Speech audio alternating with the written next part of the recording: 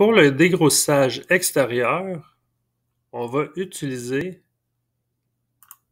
un parcours rough régulier. Je vais cliquer dessus et je vais chaîner en partiel les diamètres extérieurs. Je commence ici et je vais finir ici. Je m'assure que ma chaîne est bel et bien sélectionnée au complet. Je fais le crochet vert. Et pour cette opération-là, on va utiliser un outil OD 55 degrés right avec un rayon de 31 millièmes. Je m'assure que c'est mon outil numéro 6. Et je peux écrire rough OD pour diamètre extérieur. Et dans mes paramètres, je vais changer stock to leave en Z, je vais le laisser à 5 millièmes.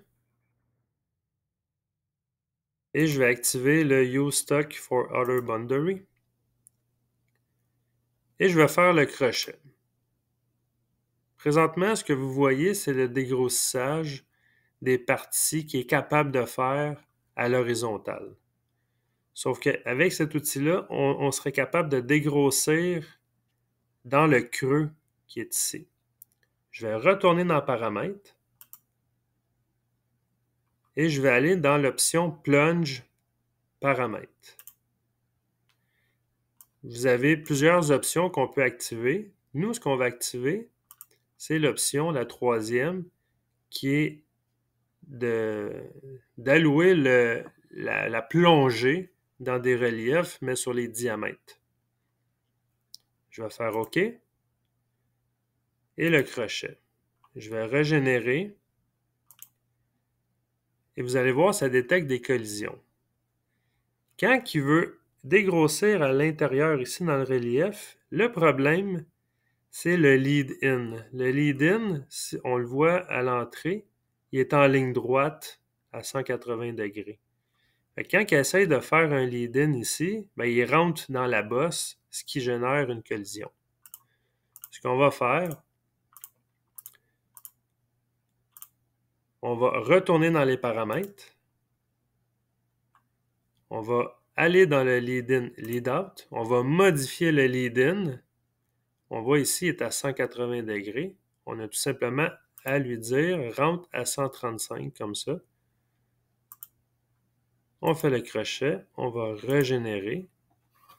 Et on voit qu'il ne génère plus de collision. On voit ici l'entrée en vert. Ça, c'est le lead-in. Il est capable d'éviter les bosses avec ce degré de lead-in-là. On voit qu'il dégrossit le plus qu'il est capable. Il va laisser de la surépaisseur, bien évidemment, aux endroits qu'il n'est pas capable d'aller. Et le dégrossage est parfaitement suffisant pour cette étape-là. La dernière chose qui me reste à paramétrer, c'est le lead-out ici.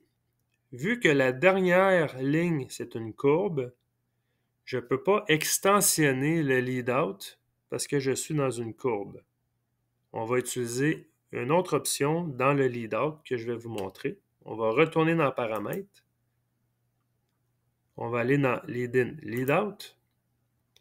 Et dans le lead-out, l'option Extend ne fonctionnera pas vu que je suis dans un rayon à la fin. Ce que je vais faire, je vais ajouter une ligne, Add Line. À partir de la fin de ma chaîne, je vais créer une ligne d'une certaine longueur, par exemple 100 millièmes, avec un angle de 180 degrés. Quand je veux une ligne vers la droite, c'est à 0 degré. Quand je veux une ligne vers le haut, c'est 90 degrés. Quand je veux une ligne vers la gauche, c'est 180 degrés. C'est pour ça que j'ai écrit 180. Je fais OK. Le crochet vert, le crochet vert. Je vais régénérer. Et on voit maintenant qu'il s'en va plus loin en ligne droite de 100 millièmes. Et mon dégrossage est maintenant terminé.